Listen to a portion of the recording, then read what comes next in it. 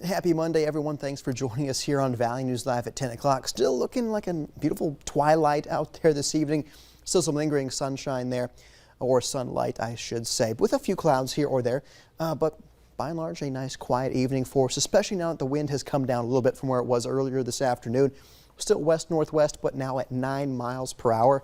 And it's 70 degrees there in Fargo, so if you're stepping out for a late night walk, boy, oh boy, it's a good one out there. Same for our friends in Grand Forks. A light wind, 66 that current air temperature.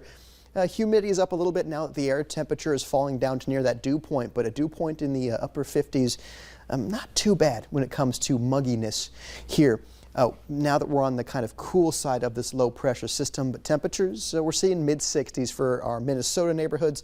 Still some lower 70s hanging on there. Halleck, Roseau, Fargo, one of those spots still at 70 degrees and still 74 this hour in Sisseton. So satellite radar shows the back end of this low pressure system with that kind of northwest to southeasterly motion of this rain and storms here in northern Minnesota. One of the showers we're seeing right now is right near the Hewitt area, right over Wadena, exiting New York Mills. Had some thunder on this earlier, but now it has quieted down there. Now just seeing a good old shower here late on this Monday evening for you folks there in the Wadena area. Now, of course, also watching for our friends in Halleck.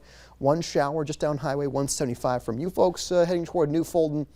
Any of the stuff coming out of Manitoba, I do expect to weaken as we go through the overnight. Hour by hour does show that, where if we do see some stuff out of Manitoba, it'll be isolated, weak, and pretty quiet overnight. Now, tomorrow morning, looking at 60s for morning temperatures with maybe a few spotty showers across our mainly North Dakota neighborhoods there around 8 o'clock. But we do get a bit of a break there around lunchtime. The north wind, though, does return for us tomorrow afternoon.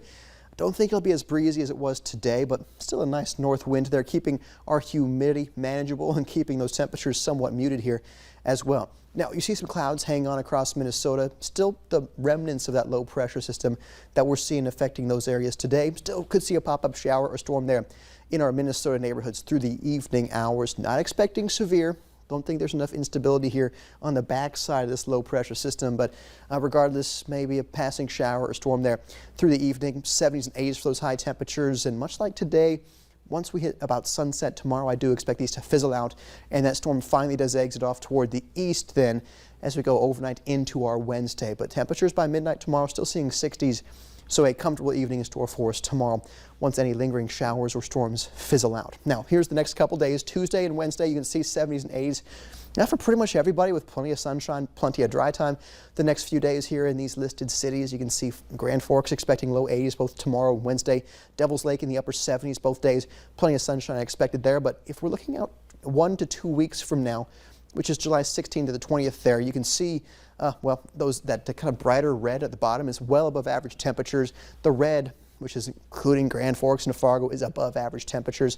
So how hot are we talking? Well, heat wave is defined as 3 or more days together, consecutive days of at or above 90 degrees.